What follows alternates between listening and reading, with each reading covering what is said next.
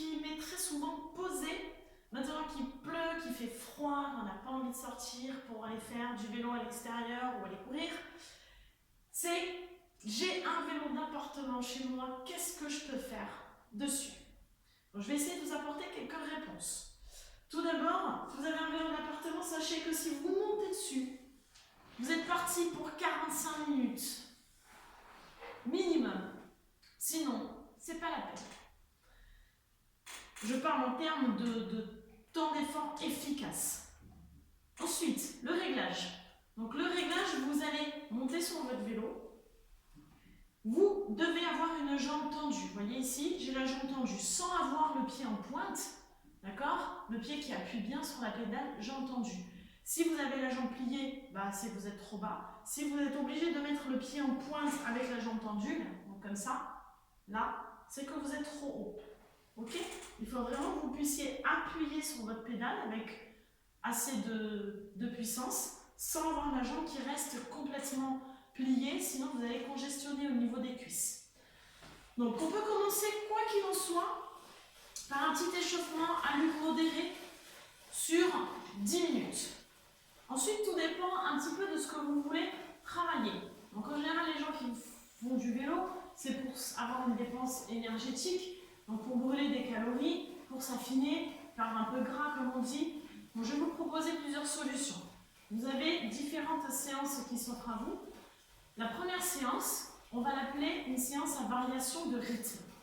Donc tout simplement, au bout de 10 minutes d'échauffement à allure modérée, je vais programmer des sessions avec un rythme rapide et des sessions avec un temps de récupération, donc un rythme lent. Là, vous avez une multitude de choix qui s'offrent à vous. Vous pouvez très bien faire 30 secondes rapides, 30 secondes lent, 30 secondes rapides, 30 secondes lent.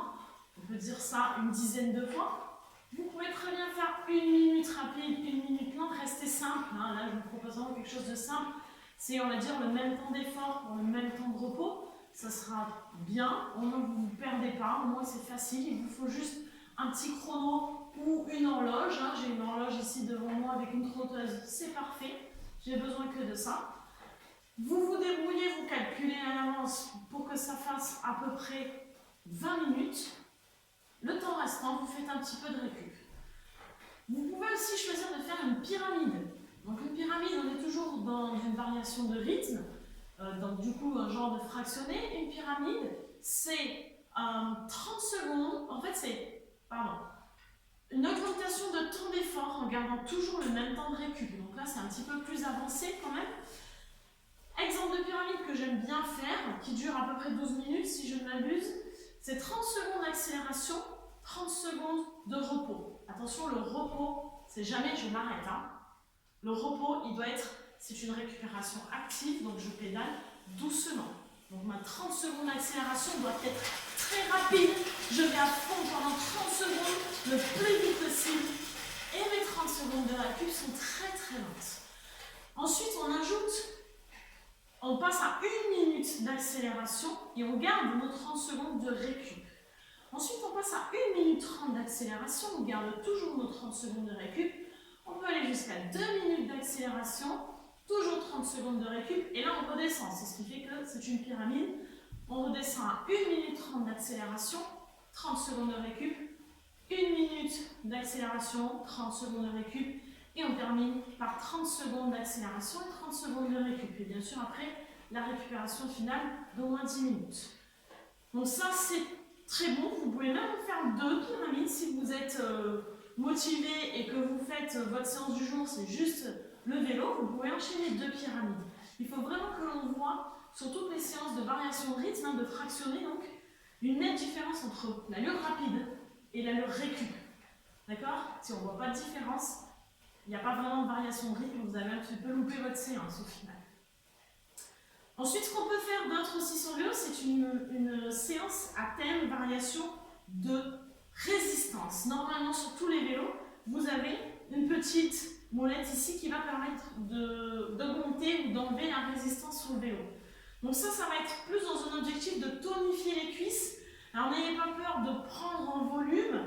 Vous pouvez prendre en volume si vous faites ça très souvent.